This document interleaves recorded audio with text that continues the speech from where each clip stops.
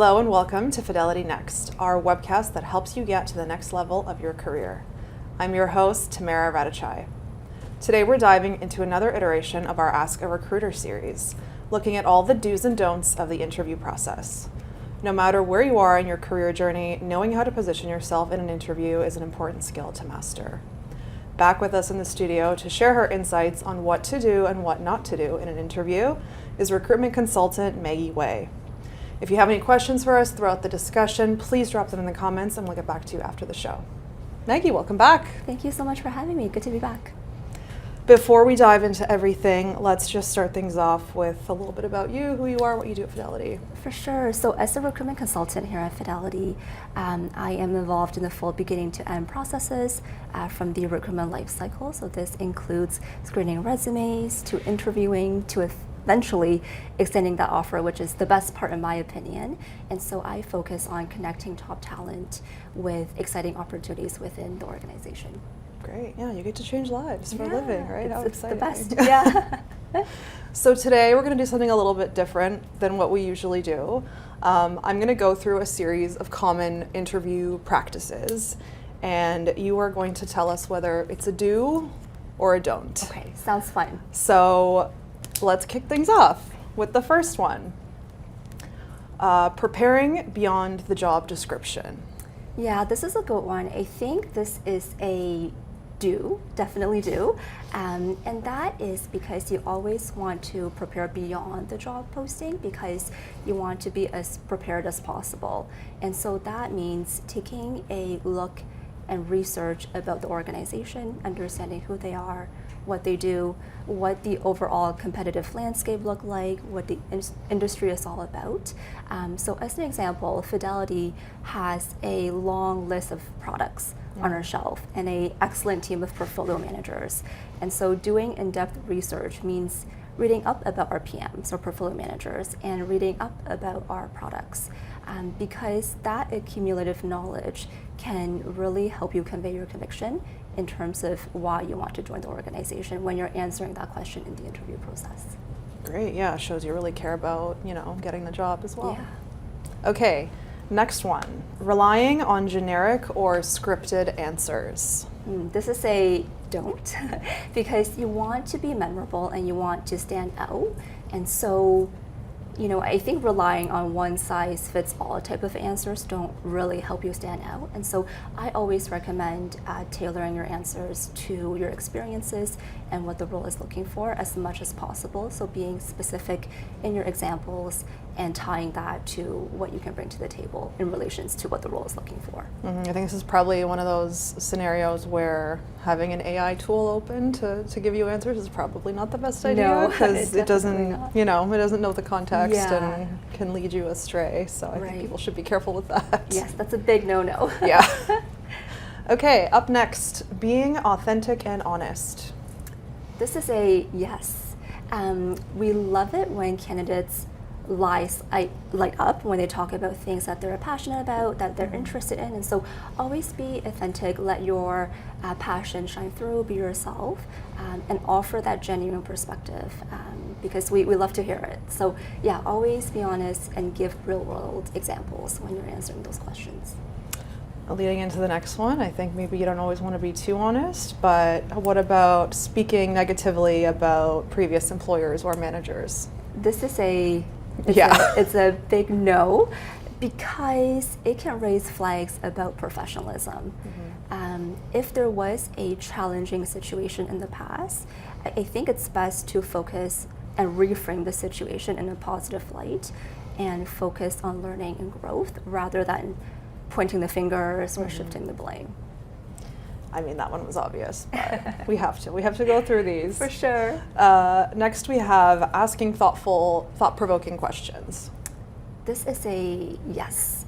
And that's because you always want to have thoughtful questions ready for the interview. At the end of the interview process, we often allocate a few minutes for candidates to ask any questions that they may have. And so it's a good chance to show us and signal to us that you have done your homework, that you are truly interested by asking those thoughtful questions. And it also shows curiosity, it shows that you're inquisitive, and that you are genuinely interested. So always have, I would say, 2 to 3 questions prepared for the interview. And an interview is a two-way street, right? Exactly. I mean, candidates are interviewing you as much as you're interviewing them, so Yeah. should put them in the hot seat a little bit as well. It really is. Yes, it's really a two-way conversation. Okay, next. Avoiding questions you don't know. Avoiding questions you don't know, that's a don't. Because I think it's okay to omit gaps, as long as you approach it in a way to show the interviewers the steps that you would take to solve or get to the conclusion. It's better than pretending like you know the answer or guessing. And so it's okay to admit you don't know, and it happens, and we're only human. And I can understand that it's especially stressful when it's in the interview, but we understand that you might not have all the answers. And so sometimes at the end of the interview process and afterwards, you can always close the loop by emailing the recruiter after you have given that question some thought, have done your homework. You could email the recruiter to close the loop and just show that you have done your homework. But it's okay to make gaps as long as you show the steps that you would take to get to the final results. So that is an option if you, for some reason, think of something after it's over, which happens to some people, because they tend to freeze. Following up and emailing is an option. Exactly. You could attach it to your thank you note and mention it there. Great. That's good to know. That's a great point. Okay, next is being professional in all formats, including virtual. Oh, this is for sure a yes. You want to be professional, you want to convey a professional image in any format, whether if it's in person or virtual.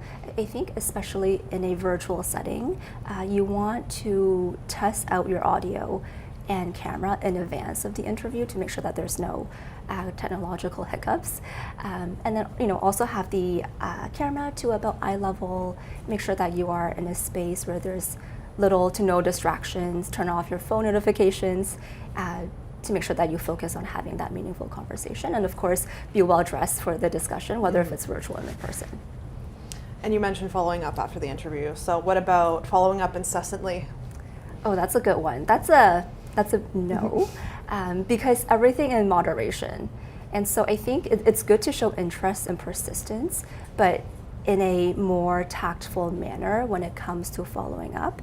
Oftentimes during the interview, we will talk about timelines. So whether we're talking about making a decision in 1 week or 2 weeks, I think it's fair to follow up according to that timeline, but you don't want to overdo it and follow every day.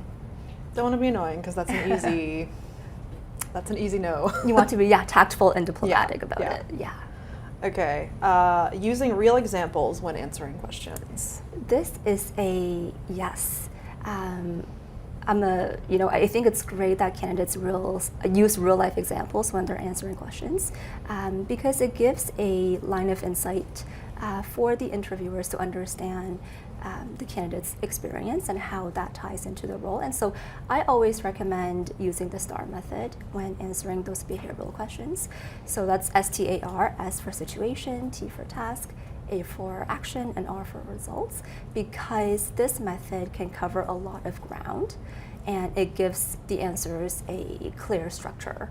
And it's easy to follow. So definitely use real-world examples that's relevant to your experience and the role wherever possible.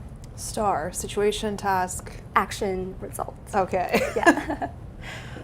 So this next one, I personally like to do this in general in my everyday, but perhaps an interview is a different scenario. Winging it. Oh.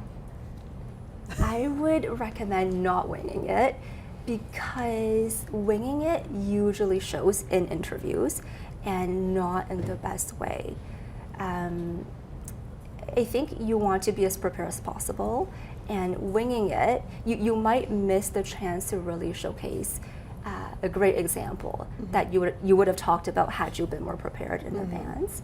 And so I think in an interview setting, it's best to do your research in advance and have examples thought of beforehand before going into that interview. Unless you're very, very lucky and very, very Exactly. good at improv. Yeah, Yeah, for I mean, sure. some people are, Yeah. and that's great, but most we can tell. Yeah.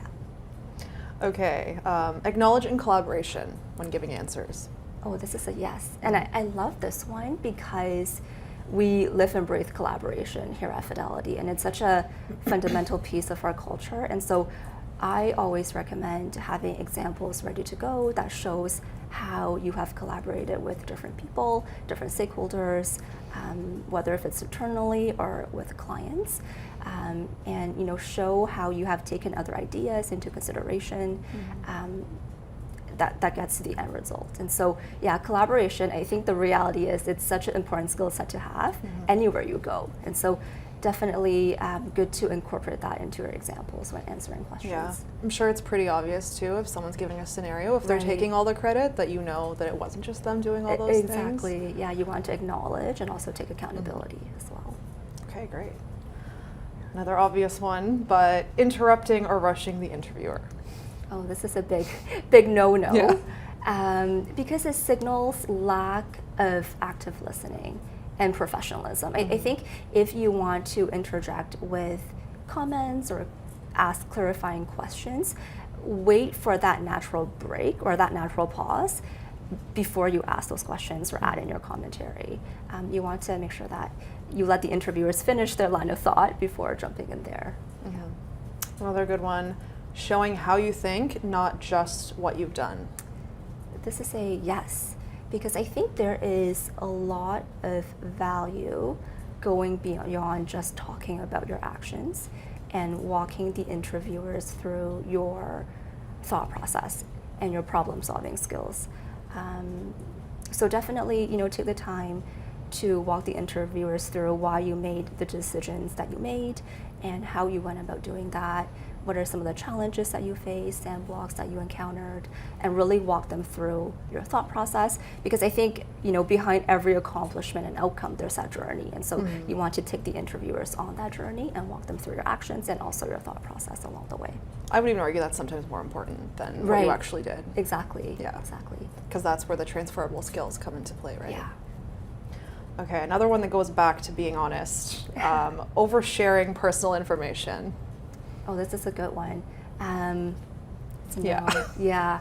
I wouldn't recommend oversharing personal information because it's simply not relevant to the conversation. You want to spend as much time as you can in the interview to highlight the most relevant skills, expertise you bring to the role. And so oversharing personal information doesn't really do that. So I wouldn't. I would stick to the actual goal of the interview, which is showcasing your experiences that's relevant to the role. Yeah, I think there's a fine line between showing people who you are and what interests Right, and you and what you're oversharing. passionate about to, taking it a little bit too far. Exactly. Okay, last one, summarizing with a closing statement. This is a yes, and I think it's a great idea to close it off with a closing statement and summarize your skill sets, experience at a high level. And you can also take this time to thank the interviewers for their time and to reiterate your interest in the role. So it's a good way to close off the conversation. Speaking of closing things off, one last Yeah. question. What's one final piece of advice you would give to someone, as a takeaway from our discussion today? When in doubt, what should they do? I think my advice would be preparation is truly key. Because it gives you the clarity to be confident, to be concise and relevant. And so always be prepared. When in doubt, do your research. Do as much research as you can about the team, about the company, about the role. And that will give you the confidence to go in the conversation and to perform well and eventually, potentially, get the role. And then adding on to that, I think it's also thinking about the interview as a learning as a chance to learn, as a learning opportunity, because I find that will alleviate some of the stress that comes along with the pressure of the interview. And if the interview goes well, it works out, that's ideal and that's wonderful, you get the role. And if it doesn't, then think of that as a chance to improve for the next interview. Yeah, worst case scenario, you learn something new about a new company, Exactly. how they do things. Yeah, and you what build the that opportunities- connection. Yeah, sometimes it doesn't work out this time, but it could next time. Totally, yeah. Yeah. Well, thank you. That's a thumbs up for me for all these Thanks, Tamara. tips. Thank you so much for joining us today. Oh, thanks for having me. And thanks to everyone for joining us on today's episode of Fidelity Next. If you want to catch a replay of this episode, you can find it on Fidelity Canada's YouTube channel under the Fidelity Next playlist. There you'll also find past episodes covering a number of topics, including more recruiter insights. If you're curious about a career at Fidelity Canada, you can explore our open roles at careers.fidelity.ca. Thanks again for joining the discussion today, and we'll see you on the next episode.